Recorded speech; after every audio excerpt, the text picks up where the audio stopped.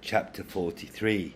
And it shall come to pass that those who have set themselves up as leaders among the people, even those who are leaders of the religions of men, and also the governments of men, shall decide amongst themselves that history which they shall allow those under their subjection to receive, or in other words, the written accounts of the histories of the children of men, which are kept and sent forth as truth, shall be determined by these leaders.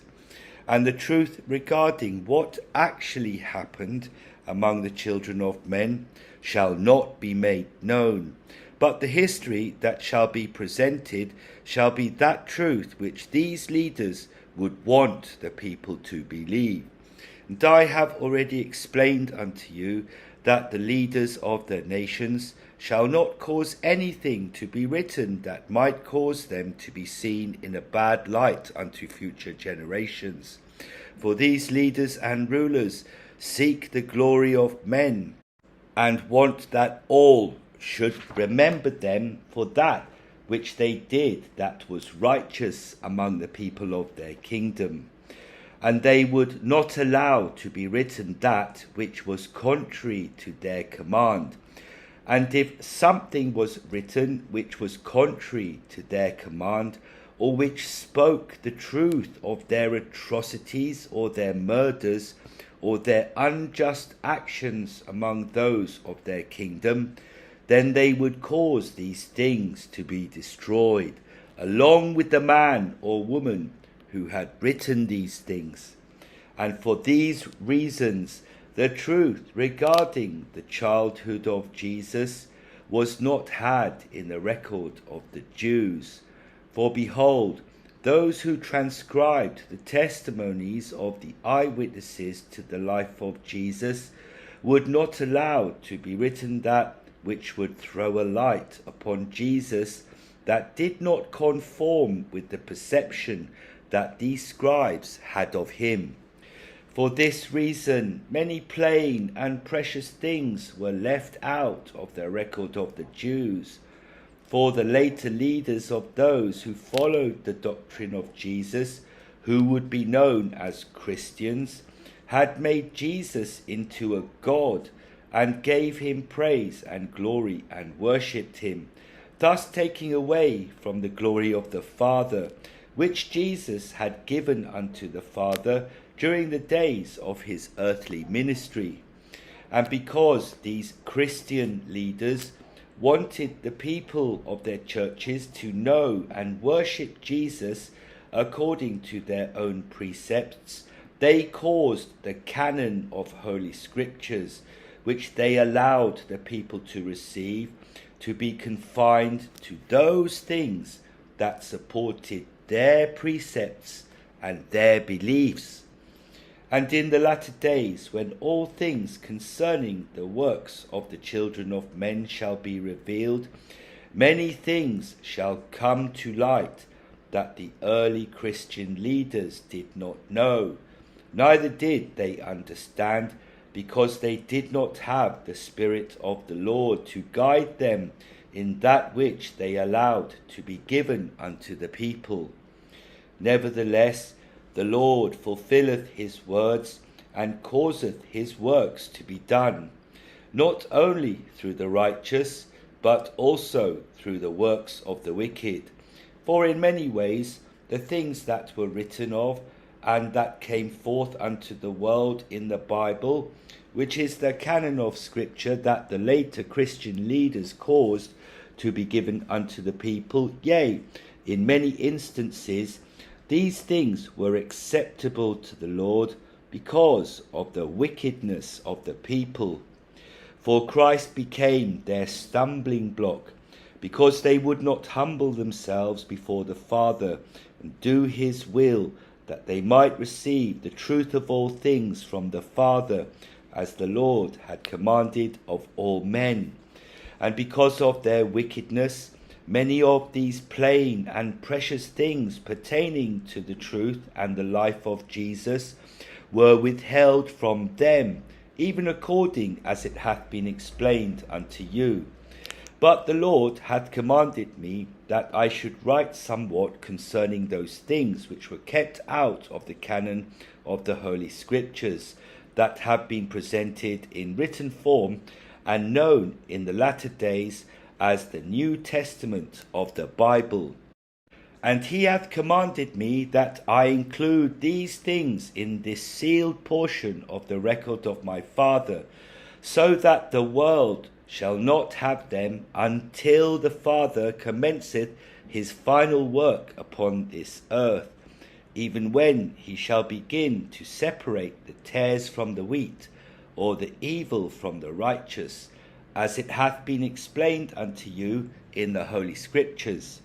And the righteous shall receive these things with gladness and rejoicing, for that which they did not understand shall be made known unto them by the gift and power of the Holy Ghost. And they shall begin to rejoice as they read the words of truth, which the Lord hath commanded me through the Holy Ghost to write unto them.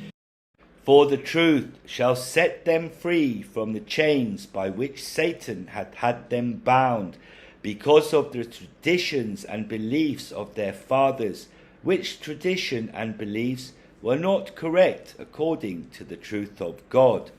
For it shall come to pass that the true history of the people shall be so polluted and corrupted by the desires of the rich and the powerful, as they make an attempt to hide their works of darkness from the eyes of the children of men, that the truth will hardly be known among them. And for this reason these things which I have written unto you, and also those things which I shall write unto you hereafter, shall come forth and reveal unto you the truth concerning the histories of men. And they shall reveal unto you the hidden works of darkness that your leaders have hidden from you because of their wickedness and personal agendas. And their agendas and desires are that they should receive praise and honour of men, caring not for that which is of God. For inasmuch as they proclaim that the things which they do are the works of God, their hearts shall be uncovered in that which they do, and the people shall know of their wickedness. And it shall come to pass that those who follow them shall see their nakedness, and mock them for that which they have tried to hide from them. And at the time of the birth of Jesus there was a great king who was known as Herod, according to the record of the Jews. And he had commanded that all the children under the age of 2 years be killed according to the beliefs of the Jews, that a Messiah should be born among them at the time when the sign was given, and should come forth and save them.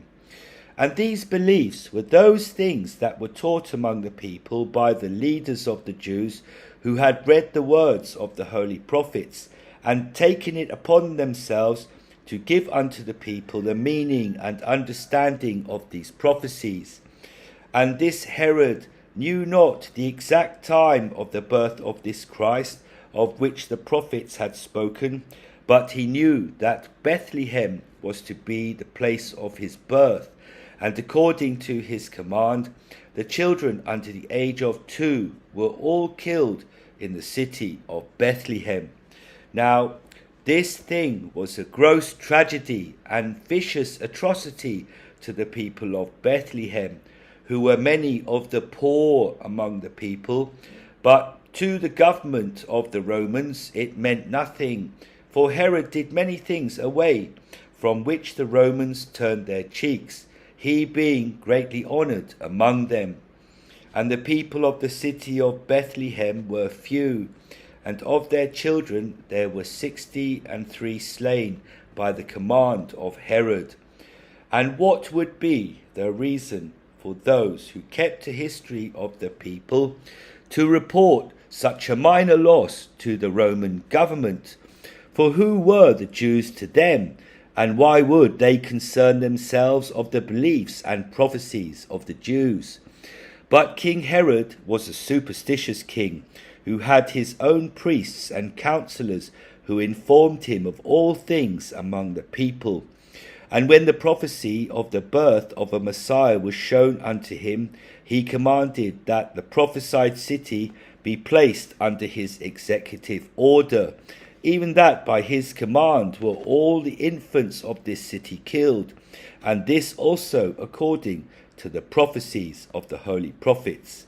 Nevertheless, immediately after the birth of Jesus, Joseph was warned of the intent of Herod, and took him and fled into Egypt. And immediately after these things, even immediately after he had been given his executive order, a sore disease came upon Herod, and he died a terrible death, having been cursed by the Lord because of his great wickedness. And now this thing hath been a cause of contention among those of you in the latter days, even among those of you who claim that because the histories of the Romans and the Jews do not include these atrocities committed against the Jews by Herod, that they did not occur. But I say unto you, ye have only one record, and that record hath been written according as I have explained it unto you. And do you think that the elders among the people of the Jews and the Romans would include any account of a man who caused a rift and a division among them?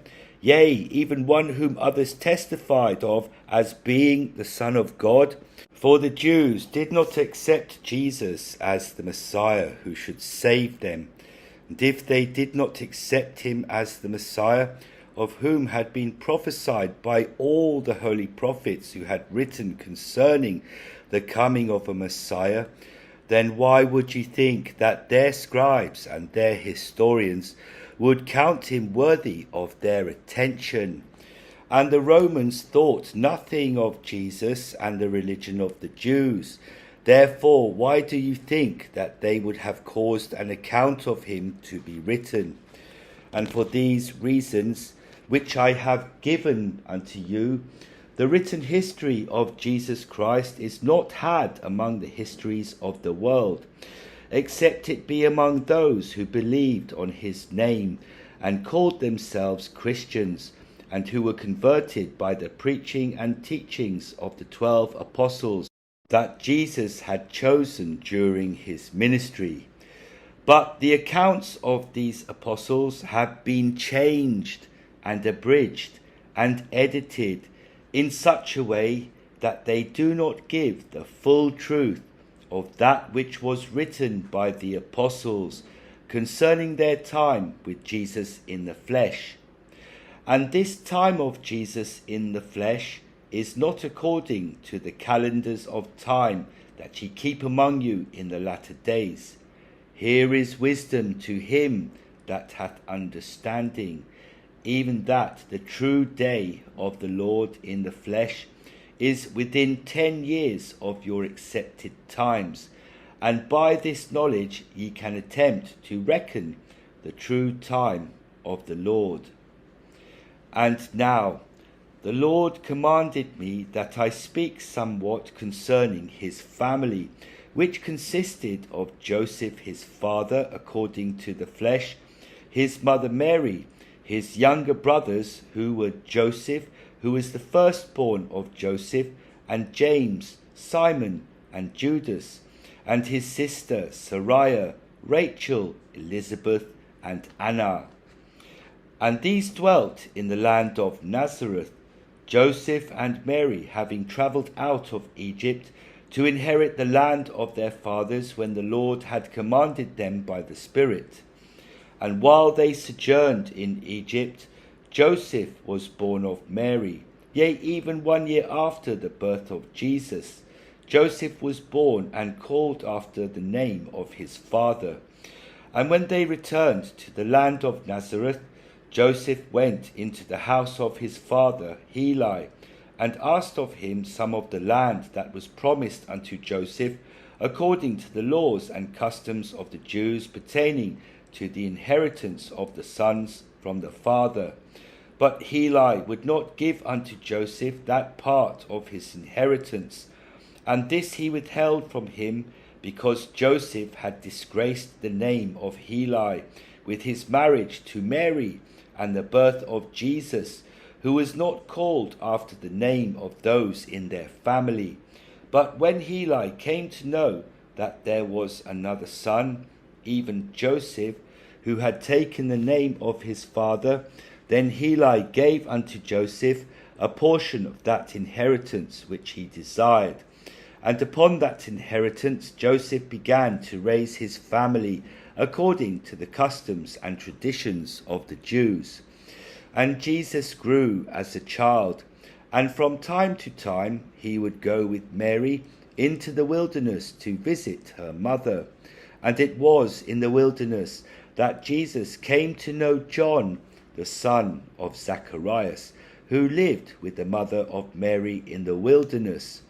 And when Jesus would visit his grandmother as a child, she would hold him tenderly and weep upon him, for she truly knew who he was, and for what purpose he had been born into the world.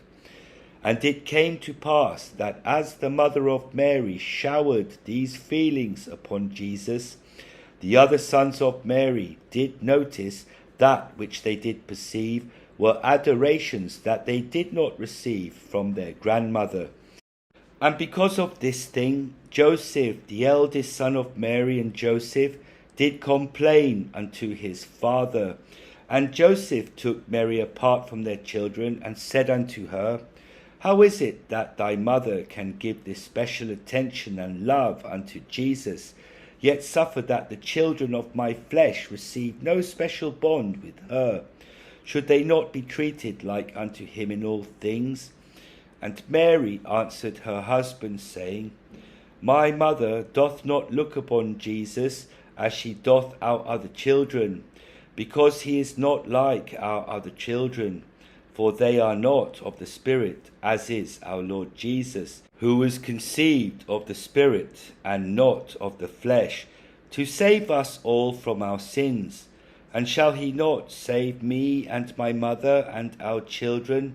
Yea, shall he not also save thee of thy sins, according to the words of the angel that thou hast heard concerning him? And from that time forth Joseph became jealous of Jesus, and began to mistreat him with indifference and inequality, not like unto his other children. And it came to pass that Joseph sought out the help and advice of his father, and also his uncle, who were high priests of the church at Jerusalem. And he was convinced by them that Jesus was not the Messiah, but that he might be a great prophet among them, owing to the great words which Jesus could speak unto them even as a youth, but that he could not be the great Messiah of which the prophets have prophesied. And Joseph believed on the words of the leaders of the church, and did not keep in remembrance those things which were given unto him by an angel of God. And all the days of the youth of Jesus were filled with this treatment of inequality from Joseph. And now, these things were not included in the Bible according to the words of the Jews, because the leaders did not want it discovered that Joseph was an unrighteous man, who was against Jesus all the days of his life. But Jesus remained a faithful son, according to the flesh, to Joseph, for whatever was required of him, that Jesus did do. And Jesus was given those tasks which were the most arduous and time-consuming of all the commands that Joseph gave unto his sons in the course of their daily labours. And Jesus did not complain of these things, and did those things which were expected of him according to the will of Joseph. And not in anything did Jesus give Joseph a reason that he should have been treated unequally, but thus he was. And the other sons of Joseph began to mock Jesus, and take cause up against him with their father, for that which they wanted to cause the hardship and turmoil of Jesus. For it came to pass that in a particular city that was near unto Nazareth, Joseph had made a contract with a certain rich man to build a house with his sons. And the contract was according to the time that was allowed by the rich man to Joseph and his sons to build the house. And it came to pass that Joseph put his son Joseph in authority over Jesus, and commanded him to build the house according to the desires of the rich man. And Joseph exercised this authority over Jesus, even so much that he did nothing with his own hands to build the house. And he commanded his other brothers to help Jesus, but that they should rest when they were desirous, and drink when they were thirsty. But Joseph had set certain times that Jesus, who was even his elder brother, could drink and rest from his labours. And when they would meet their father coming from another place in which he was engaged in other matters of his business, Joseph would report on the progress of the house, and explain unto Joseph of the laziness and ineptness of Jesus in doing those things which he had commanded him to do according to the power and authority that he had been given over him by their father. And to these charges Jesus would not respond. And Joseph rebuked Jesus, saying, Who thinkest that thou art? I know that thou hast been taught by thy mother that thou art special, and have a mission that is to be formed when thou hast reached the age of maturity. But what thinkest thou of us, who are thy family, and who provide for thee, and give unto thee all thou needest to eat, and a place to sleep? Canst thou not even for a few years of thy life give unto me thy respect and obedience for that which I provide for thee? And Jesus looked upon his brother Joseph, and said unto his father, Ask of him at what stage of building we are according to the design and the contract that thou hast made with the owner of the house. And Joseph inquired of his son Joseph as to the stage of the building. And Joseph said unto his father, We are yet in the first stage, because of the works of Jesus, who refuseth to do those things which I have required of him. And Jesus said unto his father Joseph, It is true, my father, that the work of Joseph is yet in the first stage, for that is the work that he hath done. But the work that I have done thou shalt see on the morrow in the light, for that which hath been required of the contract shall be done by my Father. And these words were spoken in respect by Jesus unto Joseph. Nevertheless, Joseph ridiculed Jesus, and fell upon him, and knocked him to the ground for that which he had said, thinking that Jesus had said these things to mock him, believing that Jesus had referred to him as his father. And on the morrow Joseph went with his sons unto the place where they were building, and he went up with them, that there would be no further contention among them, and so that he could work with them and fulfill the terms of the contract which he had made. And when they reached the house, the rich man was waiting there outside with full payment in his hand for that which had been done. For when they came unto the house and looked, it was complete, according to all the specifications that had been given them. And they were all, except Jesus, astonished at the precision and the beauty of the house, which had been finished in one night. The rich man said unto them, When I arrived in the early hour of the morning, I saw those who were finishing up the house according to the design that I had given unto you. And after they were finished, I offered this payment unto them, thinking that they were of thy hire, and that they had been commanded of thee to finish this work before the terms of our contract required. And because of their work, which I supposed was commanded of thee, I offered them double of the amount that we had agreed upon, because of the speed and the fineness of their work. But they refused to take my money, but instructed me to give it unto him who had commanded them. And when I asked of them who it was that had commanded them to work through the night by the light of their fires to complete this thing, they said, Joseph, thy son, had commanded it of them. And with these words the rich man gave Joseph the son the money that he had brought with him to pay for the terms of the contract which had been completed by the angels of God, according to the will and desire of Jesus.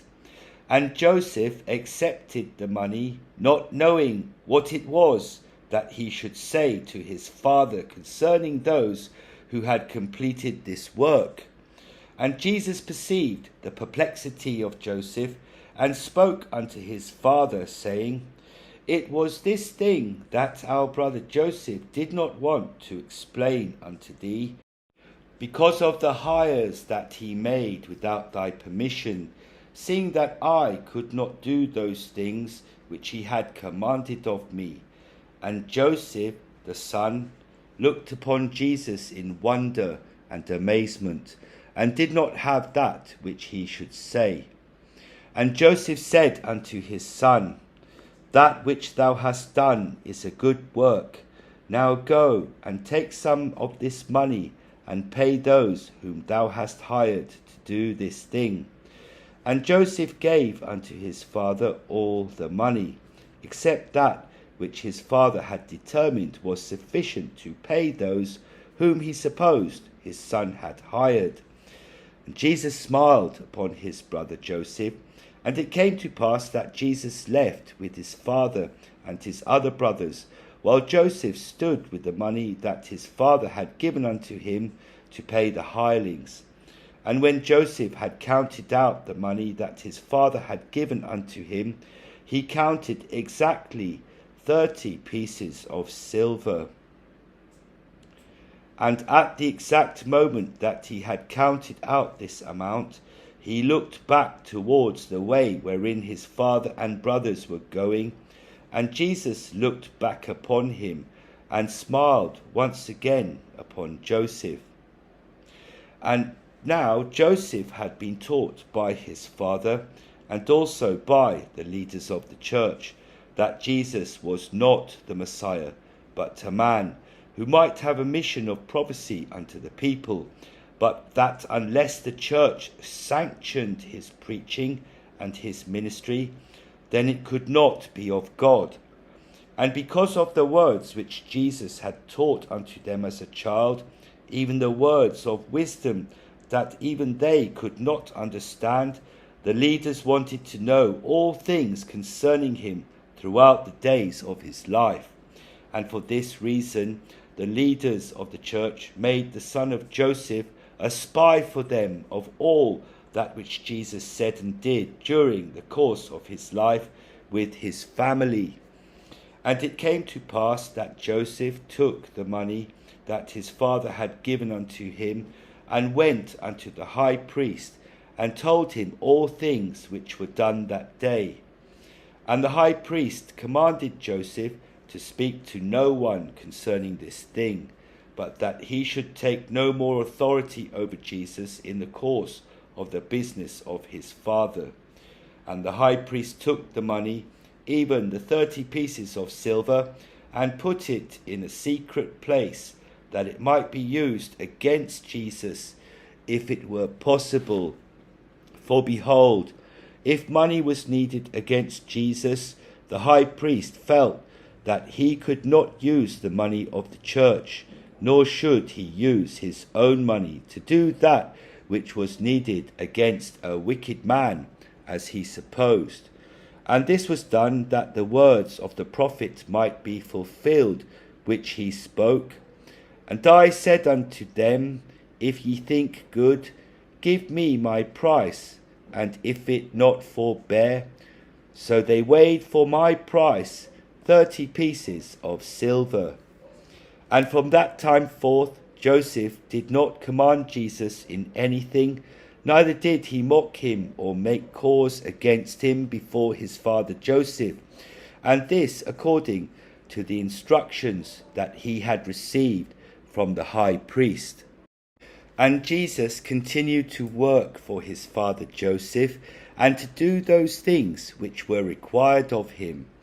And as he worked in the course of the days of his youth and early adulthood, Mary would send her daughter Sariah to carry water and provisions unto her brothers while they worked. And Sariah loved Jesus even with all of her heart, and looked to him with pride and adoration as her older brother and as her friend. And Jesus also loved Sariah, and played with her often in her infancy and in her youth. And he came to love Sariah even with all of his soul. And Sariah would sit upon his knee in her youth, and converse with Jesus for many hours, learning of him the things that he would teach unto her. And Jesus taught Sariah many things which he had learned from the Spirit according to the will of the Father.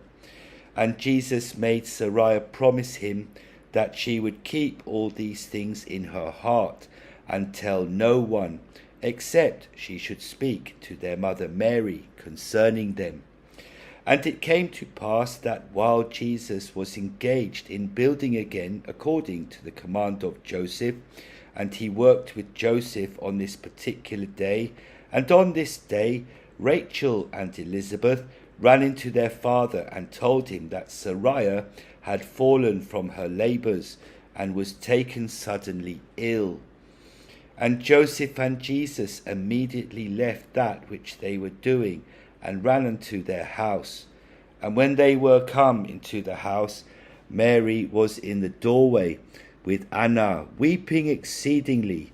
And Joseph hurried into the room where his oldest daughter was lying ill. And Jesus held his mother, and took Anna from her as she fell to the ground before her son, pleading with him that he might save his sister from the illness that had quickly befallen her. But Joseph returned again to Mary, and took her in his arms, and wept exceedingly with her, for Sariah had died. And Jesus gave Anna unto his brother Joseph, whose countenance had fallen at the news of the death of his sister, and who was with his other brothers, who were there beholding their parents as they wept for Sariah. And they also wept great tears of sorrow for their sister, for she was dearly beloved by all of them. And Jesus went straightway into the room where the body of Sariah was laid, and he took her into his arms, and held her close to him, and wept exceedingly upon her, even so much that his tears wet her face and the pillow upon which she lay. And Jesus thought within himself that he should use the power that the Father had given unto him to bring back his beloved sister. And when he had thought on these things, yea, even when he was about to issue forth the command in his sorrow, a voice spoke unto him near unto the bed where the flesh of Sariah lay. And he looked up, and saw the departed spirit of his sister near unto him. And as a spirit, Sariah whispered unto him, saying, My Lord, I know that thou hast the power that thou hast been given of our Father, to command my spirit to enter again into my body, that I might once again take upon me the flesh that I received when I entered into mortality. But I beg of thee that thou shouldst not do such a thing, for that which hath been done is according to my own will, and hath been granted unto me by our Father. Behold, thou art my beloved brother and my friend. All the days of my life hast thou loved me, and kept me safe and secure in the arms of thy love, even so much that many times I was overwhelmed by the love that thou showed me as a child. And thou spoke unto me of those things that thou hast commanded me not to share with any other in the flesh. And I did that which thou didst command of me all the days of my life. But in the night before the dawn of today, I received a dream in the which I saw thee, and that which would befall thee in the flesh, even that thou wouldst be scourged and beaten, and lifted upon the cross to die an unnatural death, even a death that no other man in the flesh could suffer. And in sorrow I did rise to face another day of knowing you in the flesh, and being at your side, and loving you as my brother. And the thought of the pain that I would suffer, knowing that these things would one day happen unto thee, brought me even unto the door of death of my soul. For behold, how could I live to see this happen to my beloved brother? Yea, how could I, in the flesh, see thou sufferest because of the sins and wickedness of the world, even when thou art innocent of all sin? And I prayed with all my soul that the Father would take me home to him, that I might not be a witness of your death in the flesh.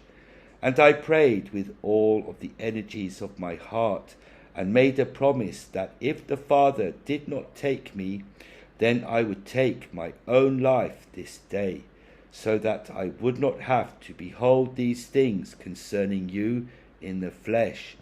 But as a spirit I can behold these things and understand them. Yea, even as a spirit I can be at thy side, and uphold thee and give thee strength, even at the time of thy greatest need. Behold, in the flesh I could not do these things. Now wantest thou that I suffer so in the flesh? Thou knowest of the glory of the spirit world. Thou knowest of the peace and happiness of the souls that enter therein without sin. Thou knowest that they rest from all of their worries, and are not burdened with the things of the flesh any longer. And now, my beloved brother, even my Lord Jesus Christ, what wouldst thou want for me? And after the spirit of Sariah had said these things unto Jesus, he was comforted in his pain, and he did not command that her spirit enter again into her body. And he said unto her, Of thy spirit I have renewed my own. Go in peace, my beloved sister, and I will come unto thee soon.